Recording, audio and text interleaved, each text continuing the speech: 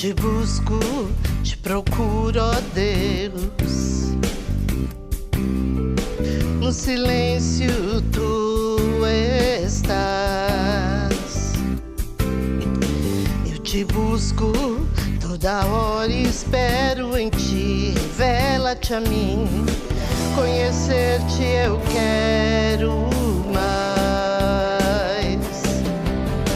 Senhor, te quero ouvir tua voz. Senhor, te quero mais. Quero tocar-te, tua face eu quero ver. Senhor, te quero mais. Prosseguindo para o alvo eu vou, a coroa conquistar. Vou lutando, nada pode me impedir. Eu vou te seguir, conhecer-te eu quero mais. Senhor, te quero ouvir tua voz. Senhor, te quero mais. Quero tocar-te, tua face eu quero ver. Senhor, te quero mais.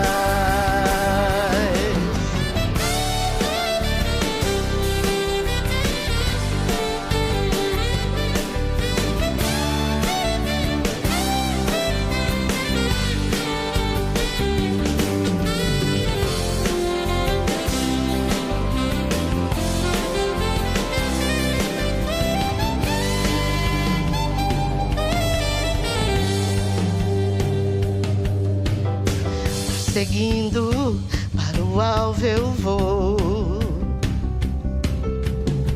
a coroa conquistar.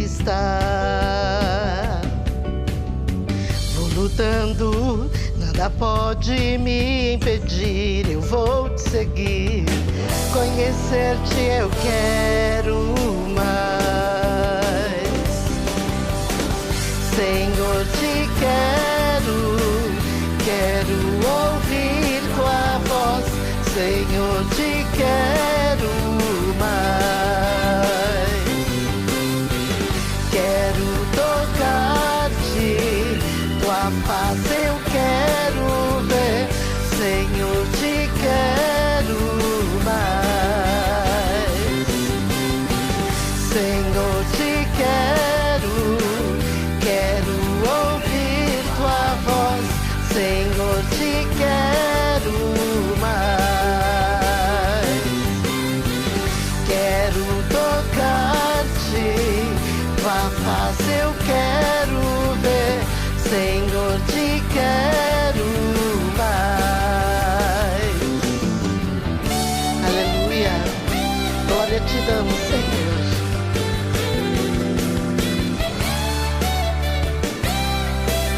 Amém.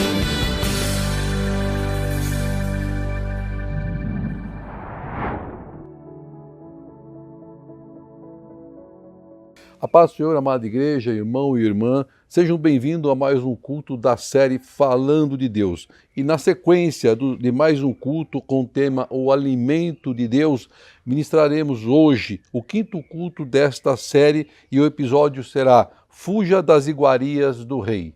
Fuja das iguarias do Rei. Se você perdeu algum dos cultos dos episódios passados, com esse tema principal, o alimento de Deus, basta você acessar lá no canal do YouTube do Ministério Folha em Branco e você vai poder assistir e meditar sobre cada uma das palavras. Eu tenho certeza que você será ricamente abençoado. Acompanhe esse ministério, dá um link lá no nosso canal, passa o compartilhamento, porque é importante para a obra em nome de Jesus. Quem nunca ouviu falar sobre monarquias? Você já deve ter ouvido falar muito sobre monarquia. O mundo no passado viveu grandes momentos em que os seus países eram governados por reis e por rainhas. Mas ainda existe alguns países em que a monarquia sobreviveu e sobrevive, mesmo que seja com menos poderes, em alguns casos apenas só como título, sem nenhum tipo de poder no Estado. Em alguns países, então, nós vamos encontrar ainda a monarquia. E alguns deles com poderes, como eu falei, e outros com nenhum poder, e outros apenas como um título. No mundo, nós temos 193 nações ou países, sendo que 23 delas, 23 nações, países, 12%, nós vamos encontrar reis e vamos encontrar rainhas. São eles: Arábia Saudita, Marrocos, Jordânia, Omã, Kuwait, Catar, Bahrein, Brunei, Suazilândia, fica na África, nunca ouvi falar, Tailândia, Butão, Mônaco, Tonga, Bélgica, Espanha, Suécia, Noruega, Holanda, Dinamarca, Lesoto, também na África, Camboja, Malásia e Reino Unido. Muito interessante, não é verdade? O mais conhecido de todos, né, e mundialmente visitado é o Reino Unido, na Inglaterra, onde recentemente nós tivemos uma triste notícia, que foi a morte da Rainha Elizabeth, que se manteve no reinado por um período assim histórico, né? Superou a todos os anteriores, 70 anos. E quem assumiu a coroa com a sua morte foi seu filho, o príncipe Charles, que agora passa a ser rei aos 73 anos de idade. Eu acho que ele passou na cabeça dele: pô, eu vou morrer e não vou assumir o reinado, porque a mãe dele realmente teve uma vida bem longa. Mas eu quero falar agora de um rei que viveu também há muitos anos atrás, e a sua história está relatada na Bíblia, está relatada na palavra de Deus. Esse rei se chamava Nabucodonosor. Todos acho que já devem ter ouvido algo a respeito dele. Então eu convido a você a nós meditarmos na palavra do rei Nabucodonosor, abrindo a sua Bíblia em Daniel, do capítulo 1, do versículo 1 ao versículo 20. Amém? Diz assim a palavra de Deus: no terceiro ano do reinado de rei de Judá, Nabucodonosor, rei da Babilônia, veio a Jerusalém e a sitiou. E o Senhor entregou a Joaquim, rei de Judá, nas suas mãos e também alguns dos seus utensílios do templo de Deus. E ele levou os utensílios para o templo de seu Deus na terra de Sinear, e os colocou na casa do tesouro do seu Deus, com letra minúscula. Então o rei ordenou que Aspenaz, chefe dos oficiais da sua corte, trouxesse alguns dos israelitas, da família real e da nobreza, jovens sem defeito físico, de boa aparência, cultos, inteligentes, que dominassem os vários campos do conhecimento e fossem capacitados para servir no palácio do rei. Ele devia ensinar-lhes a língua e a literatura dos babilônios. O rei designou-lhe uma porção diária de comida e de vinho da própria mesa do rei, e eles receberiam um treinamento durante 3 anos, e depois disso passariam a servir o rei. Entre esses estavam alguns que vieram de Judá: Daniel, Ananias, Misael e Azarias. O chefe dos oficiais deu-lhes novos nomes. O Daniel deu o nome de Beltesazar, o Ananias, Sadraque, a Misael, Mesaque e Azarias, Abidnego.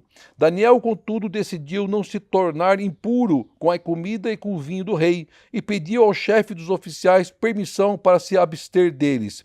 E Deus fez com que aquele homem fosse bondoso para com Daniel e tivesse simpatia por ele. Apesar disso, ele disse a Daniel: tenho medo do rei, o meu senhor, que determinou a comida e a bebida a vocês. E se ele os achar menos saudáveis que aos outros jovens da mesma idade, o rei poderia pedir a minha cabeça por causa de vocês. Versículo 11. Daniel disse então ao homem que ao chefe dos oficiais tinha encarregado de cuidar de Daniel, Ananias, Misael e Azarias: peço-lhe que faça uma experiência com os seus servos durante 10 dias. Não nos dê nada além de vegetais para comer e água para beber. Depois compare a nossa aparência com os dos jovens que comem a comida do rei, e trate os seus servos de acordo com o que você concluir.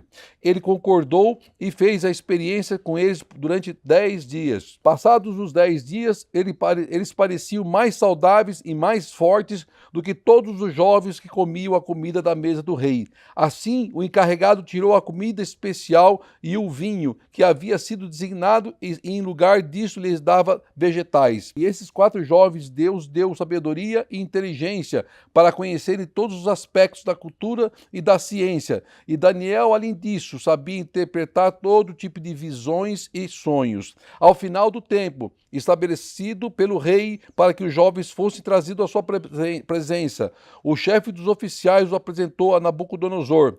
O rei conversou com eles e não encontrou ninguém comparável a Daniel, a Ananias, Misael e Azarias, de modo que eles passaram a servir o rei. E o rei lhes fez uma pergunta sobre todos os assuntos nos quais se exigia sabedoria e conhecimento, e descobriu que eram 10 vezes mais sábios do que todos os magos e encantadores de todo o seu reino. Amém e amém. Glória seja dada ao nome do Senhor por essa palavra rica e maravilhosa.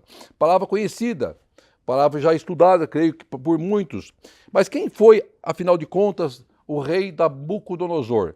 Vamos saber um pouquinho da história desse rei tão importante naquela época. Nabucodonosor foi um dos reis mais conhecidos da antiguidade, líder da Babilônia e responsável por transformar o Império Neobabilônico.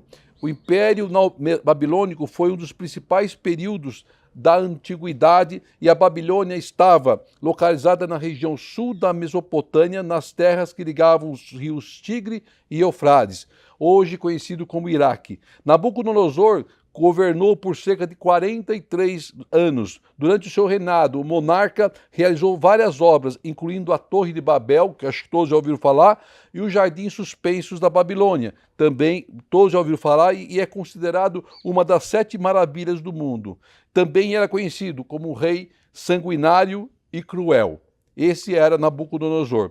Então diz a palavra no versículo 1 que ele sitiou a Jerusalém, que ele cercou a Jerusalém. Nabucodonosor, ele não atacou a cidade de Jerusalém apenas por ambições imperialistas, mas ele atacou a Jerusalém porque essa era a ordem, essa era a vontade de Deus. Era a vontade de Deus. A nação judia estava em pecado e totalmente afastada de Deus. Deus mandava os seus profetas para anunciar ao povo que devia se arrepender. O povo então preferiu continuar na idolatria, no pecado e a desobedecer a Deus. E o pecado que fez gerou consequências terríveis. O sofrimento do povo era por causa da dureza de seu coração. Deus amava o seu povo, como sempre amou. Ele os avisou, ele exortou para que se consertassem, mas o povo não quis. E depois da queda de Jerusalém, alguns foram levados para a Babilônia, para serem escravos ou para servirem no palácio do rei. O que aconteceu com Daniel, Sadraque, Mesaque e Abednego, depois que mudaram os nomes. E Nabucodonosor também levou todos os utensílios do templo de Deus, da casa de Deus, em Jerusalém, que foram utilizados para adornar, para serem usados no templo dos falsos deuses da Babilônia. Olha que coisa terrível. Está lá no versículo 2, vai ler lá. Aí então Nabucodonosor ordena ao chefe dos oficiais que ele pegue e escolha entre os israelitas os mais preparados, com algumas condições, com alguns requisitos determinados pelo rei, que era o quê? A boa aparência, deveriam ser cultos, de família nobre, inteligente, com vários conhecimentos, capacitados a servir, dispostos a aprender. Então, o rei determina ao seu chefe dos oficiais que ele lá escolha entre aqueles homens de Israel que haviam sido trazidos para a Babilônia, os melhores, para que eles pudessem passar por um período de treinamento, de aprendizado. Eles deveriam ser treinados, qualificados por 3 anos. Se aprovado, eles iriam servir ao rei em seu palácio. 3 anos. Até parece uma faculdade de época, né? Hoje tem faculdade que tem curso de 3 anos. E é interessante o rei em se preocupar em formar aquelas pessoas com o conhecimento, com a cultura do seu país. Nós aprendemos 2 coisas nessa parte do texto. Primeiro, o homem enxerga com olhos carnais a aparência e capacidade humana. O homem tem que capacitar seus escolhidos com o risco deles não serem bem-sucedidos ou não terem sucesso. Deus, contudo, faz de uma forma bem diferente do homem. Deus olha o coração, não a aparência, e ele capacita os seus escolhidos e todos serão aprovados, porque é Deus que está capacitando. Veja a grande diferença. Servir ao rei da Babilônia seria para os escolhidos um tipo de salvo-conduto, ou seja, eles os livraria de uma escravidão pior, dura, ou até mesmo da morte. Então, para aqueles homens, era importante que eles fossem aprovados nesses treinamentos que eles passariam de 3 anos. Aos nossos olhos, de muitos daqueles homens, poderia ser a grande oportunidade de se viver bem com uma boa comida e uma boa bebida. Afinal, eles estariam comendo da mesa do rei. Mas por detrás da aparência, aí que nós temos que prestar atenção, igreja, por detrás da aparência agradável aos olhos, pode existir um grande perigo. Um grande perigo. Um veneno capaz de nos levar ao pecado, à destruição e à morte. No versículo 6, a palavra nos diz que havia vários outros homens trazidos cativos de Jerusalém. E entre eles estavam 4 homens, Daniel, Ananias, Misael e Azarias. E a partir do momento que 4 homens de Deus ingressaram na faculdade do rei da Babilônia, o chefe dos oficiais muda seus nomes. Interessante isso, né? Ele muda os nomes. Essa mudança tinha um propósito sério, que era de começar a influenciar aqueles homens na cultura deles, para que passassem a adotar uma nova prática e cultura, a babilônica. A babilônica. Vejam como Satanás, como o inimigo, é sutil nas suas ações, é astuto. Sutilmente ele começa a introduzir o pecado na vida daqueles homens, assim como em nossas vidas, e se não ficarmos atentos, se não vigiarmos espiritualmente, podemos ser presas fáceis nas mãos do adversário. O pecado tenta mudar nossa aparência, tenta mudar a nossa vida, tenta mudar a nossa história, a nossa cultura, a nossa comunhão com Deus, o nosso chamado. O nosso chamado. Aparentemente parecia ser alguma coisa simples, sem muita importância, mas no mundo espiritual tinha muita relevância. Deus nos conhece pelo nome ao qual nós nascemos e somente Deus pode mudar o nosso nome. Há exemplo de Saulo. Saulo, Saulo, por que me persegues? E aí Saulo tem seu nome e passa mudado para Paulo. É Deus que fez a mudança. A mudança dos nomes era o primeiro passo para se tentar transformar a vida daqueles homens, daqueles 4 homens de Deus, para que eles começassem a ser introduzidos na cultura babilônica e passassem a adorar os falsos deuses daquela nação. Vejam como o adversário é astuto. Aí no versículo 7 diz que o chefe dos oficiais deu-lhe os seus novos nomes, que é tudo bem conhecido. Lembra da fornalha de fogo ardente lá? Também do rei Nabucodonosor? Quem foi jogado lá dentro? Foi Sadraque, Mesaque e Abednego. Então, o oficial mudou o nome daqueles 4 homens, com a sua certidão de nascimento rasgada, o seu passado jogado debaixo do tapete. Eles receberiam novos nomes, mas não são nomes impostos pelo mundo que pode mudar a vida de um cristão ou de um homem, tirar a nossa comunhão com Deus. Eles não negaram a sua fé em nenhum momento. Eles sabiam quem era o verdadeiro Deus, ao Deus que eles serviam. E eles se recusaram a se contaminar com as crenças daquele povo. Poderiam ter mudado os nomes deles por fora, mas no coração deles não mudou nada. Absolutamente nada. Então Daniel tenta contra-argumentar com o chefe dos oficiais, porque ele sabia que aquele alimento era impuro. E ele não queria fazer parte daquele alimento, queria se abster daquele alimento, junto com os seus outros 3 colegas. Então Daniel fala com o oficial. Ele fala com aquele homem que estava responsável pela guarda deles, porque ele sabia que o alimento puro só poderia vir de Deus, seria abençoado por Deus. Aquilo que entra no nosso celeiro, que é trazido para a nossa despensa, que vem de Deus, isso é a bênção para nossas vidas. A primeira atitude de Daniel poderia ser considerada como uma loucura ou um grande risco para a sua vida e os demais. Afinal de contas, ele queria desobedecer à vontade de um rei. Ele queria se recusar a comer o alimento servido pelo rei, na mesa do rei. Então veja que Daniel não temeu enfrentar a arrogância do adversário, não temeu ao rei dos homens, mas confiou em Deus. Em Deus. Deus age ao seu favor, dando uma estratégia, um escape, tocando no coração de um oficial do rei. E Deus agiu ao favor, porque ele toca no coração daquele oficial para que ele se simpatizasse com Daniel. Só Deus para fazer isso. Somente Deus pode fazer isso, porque aquele oficial seria simpático, afinal de contas, para aquele homem. Se ele era considerado um inimigo da nação, um escravo, mas Deus toca no coração daquele homem. Não era algo simples de acontecer, mas Deus tinha um operar, algo acontecendo naquele lugar. Aquele oficial do rei necessitava de garantias de que não seria retalhado por sua atitude, porque ele temia ao seu rei Nabucodonosor.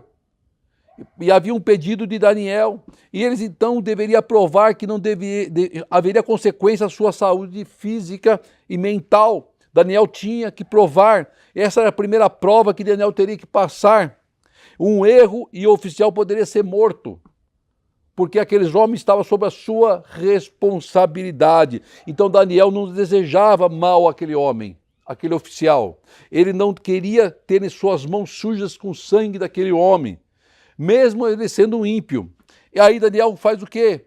Através do Espírito de Deus, ele dá para aquele homem uma condição para que ele pudesse permitir que ele não participasse das iguarias do rei. Lá no versículo 10, aí diz lá assim: apesar disso, ele disse a Daniel: tenho medo do rei, o meu senhor que determinou a comida e a bebida a vocês, e se ele os achar menos saudáveis que os outros jovens, na mesma idade, o rei poderia pedir a minha cabeça por causa de vocês.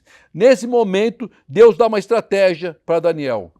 Deus sempre vai nos dar uma estratégia, irmão. Creia nisso. Algo que os olhos dos homens não seria fácil de cumprir, mas nada é impossível para Deus. Então nós temos que crer no impossível de Deus. Aí o versículo 11 diz que Daniel disse àquele homem, aquele oficial, tinha encarregado de cuidar dele e de mais os outros 3 amigos. Peço-lhe que faça, versículo 12, peço-lhe que faça uma experiência com seus servos durante 10 dias.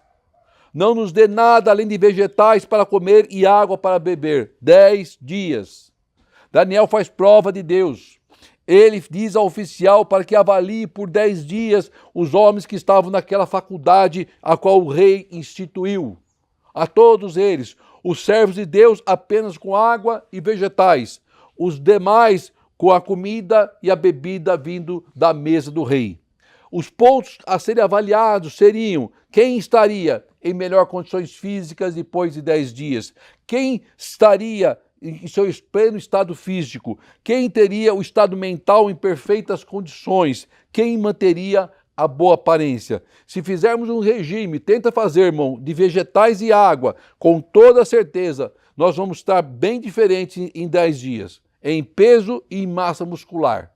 Com toda certeza, mas não devemos nos esquecer de que o alimento que aqueles homens receberam, vegetal e água, tinha a mão de Deus. Era Deus que estava por trás de tudo isso. Era a mão de Deus que estava por trás de tudo isso. O alimento de Deus sempre nos suprirá e nos renovará as forças. Seja pão e água como Elias, seja vegetais e água como Daniel. Sempre Deus dará o alimento que vai nos deixar continuar fortes e capacitados a caminhar longos e longos dias, porque vem de Deus. O alimento que vem de Deus, ele renova nossas forças. Vindo de Deus será suficiente para nossas vidas. Deus jamais vai perder uma batalha a nosso favor. Sua batalha está nas mãos do Altíssimo. Creia isso, irmão. Aí no versículo 13 diz que depois ele diz para o oficial: compare a aparência dos jovens, compare a nossa aparência com os demais que estão aqui. Então aquele oficial concorda. Ele não tinha nada a perder. Era 10 dias apenas, eles tinham 3 anos para ficar lá. Então 10 dias seria mais que suficiente para ele fazer uma avaliação e comparar. E diz que o oficial concorda com as condições e com a regra do acordo. E não haveria o porquê não concordar, tudo estava a seu favor. Analise com os olhos humanos, tudo já estava a seu favor. Ao final dos 10 dias, então, ficou comprovado que o alimento do rei não era essencial para aqueles homens que serviam o Altíssimo, e que a falta deles em nada afetaria a vida física daqueles homens. Claro que nós sabemos que por trás do que estava acontecendo havia a mão de Deus, irmão. Assim como tudo que acontece na tua vida tem a mão de Deus. Basta você ficar na posição. Tudo vai ter a mão de Deus. Você pode não entender na hora, mas vai entender lá na frente. Tem a mão de Deus. Em tudo que acontece em nossas vidas, temos sim a mão de Deus para nos guiar e nos guardar. Em nome de Jesus. Aí no versículo 15 diz que passados os 10 dias, é a palavra que diz, eles pareciam mais saudáveis e mais fortes que todos os outros jovens que comiam da mesa do rei. A boa comida, a carne, o vinho, suco, não sei o que tinha lá, mas provavelmente era muita coisa, muita variedade. Eles que se empanturravam com aquelas coisas e não ficaram tão saudáveis e tão fortes quanto aos homens de Deus que comeram apenas vegetais e água. E aí no versículo 16 que o encarregado disse que tirou a comida especial deles e o vinho e passou a servir somente vegetais e água. Vejo que a estratégia dada por Deus impediu que as iguarias do rei, a mesma ofertada a falsos deuses, chegasse na vida daqueles homens. O pecado só sai de nossas vidas se nós resistirmos a ele. Temos que resistir às ciladas do diabo para vencermos as tentações do mundo. Está lá em Mateus 26, 41. Vigiem e orem para que não caiam em tentação. O espírito está pronto, mas a carne é fraca. Eles não sucumbiram às tentações do pecado, das iguarias do rei, se mantiveram fiéis a Deus. Em nenhum momento eles se entregaram aquele alimento que parecia ser encantador aos olhos, e deveria ser mesmo. Mas eles não queriam perder a comunhão com o Altíssimo. Eles estavam numa nação estrangeira, numa nação pecadora, do Império Babilônico, onde adoravam-se outros deuses. Eles não queriam se contaminar.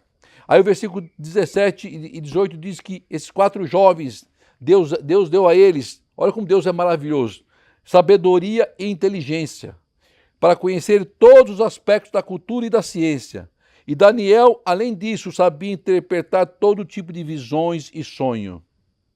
Olha como Deus é magnífico. Deus dá além daquilo que às vezes nós pedimos a Ele, pela nossa obediência, pela nossa posição na sua presença. Aí o versículo 18, diz assim, ao final do tempo estabelecido pelo rei, os 3 anos, aqueles jovens foram trazidos à presença de Nabucodonosor. E o chefe dos oficiais o apresentou então a Nabucodonosor, aqueles 4 homens. E nós vemos que a primeira etapa deles foi vencida. Eles venceram, mas havia agora uma segunda etapa. A etapa de passar na presença do rei Nabucodonosor. Eles venceram os 3 anos de treinamento, se mantiveram fortes e íntegros, não prejudicaram os chefes dos oficiais do rei, se alimentaram apenas de vegetais e água, suportaram até o último momento, mas agora a prova aconteceria na presença de quem? Do rei, aquele que tinha autoridade sobre a vida e sobre a morte. Agora eles estavam frente a frente com o rei. Eles passariam por uma sabatina, por uma prova oral, com o próprio rei Nabucodonosor. Quando somos colocados frente a frente com aquele que vai nos entrevistar ou vai nos sabatinar, nós ficamos com medo, com frio na barriga, trememos, gaguejamos, até esquecemos o que nós temos que falar. Imagine então aqueles 4 homens frente a frente com o maior rei da época, um rei sanguinário, um rei de uma nação forte, de uma nação poderosa, mas com eles havia um rei maior. Com você há um rei maior, meu irmão, o único Senhor, o único Salvador, o único Deus verdadeiro, Senhor dos exércitos, aquele que nos dará vitória e honra. Eles sabiam disso. Com Jesus em nossas vidas, nós não temos que temer a nada, nós temos certeza da vitória e da honra do Senhor. E Deus nos dará sempre estratégia para vencermos as batalhas, como deu para aqueles 4 homens. Aí diz lá no versículo 19 que o rei conversou com eles, entrevistou, sabatinou eles, e não encontrou ninguém comparável a Daniel, Ananias, Misael e Azarias, de modo que eles passaram a servir o rei. E diz ainda mais que ele perguntou àqueles homens sobre vários assuntos, quais exigiam sabedoria e conhecimento, e descobriu que eles eram 10 vezes, irmão, 10 vezes mais sábios e inteligentes do que todos os encantadores e magos daquele reino. 10 vezes mais. Olha como Deus age, olha como Deus opera.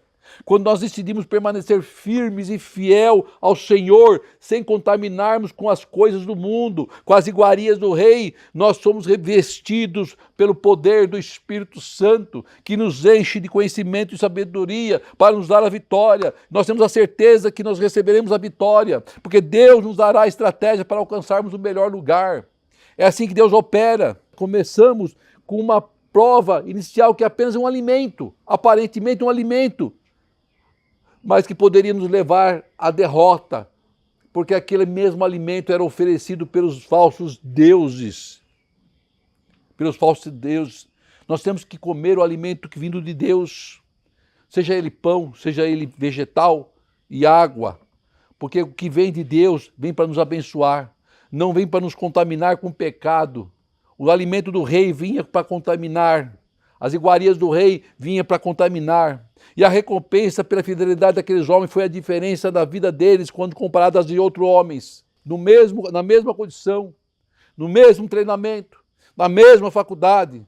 Deus encheu e capacitou aqueles 4 homens, capacidade física, inteligência, sabedoria, conhecimento, tudo multiplicado por 10 vezes, o que impressionou ao rei Nabucodonosor. E o que Deus fará em sua vida, meu irmão, vai impressionar a você, vai impressionar a sua casa, vai impressionar no seu trabalho, vai impressionar a sua vida. Apenas creia, apenas creia. Tudo que Deus faz é perfeito e vem em abundância, 10 vezes mais do que nós pedimos a Ele, em nome de Jesus. Por isso, viva intensamente o amor de Cristo e seja feliz em nome de Jesus. Oremos ao Pai. Querido amado Deus, agradecemos, Senhor, por essa palavra abençoada, Pai querido, a qual nos traz um alimento para o espírito, Pai, para o corpo, Pai querido, porque tudo que manda dos céus para nossas vidas vem para nos alimentar, vem para nos fortalecer, Pai.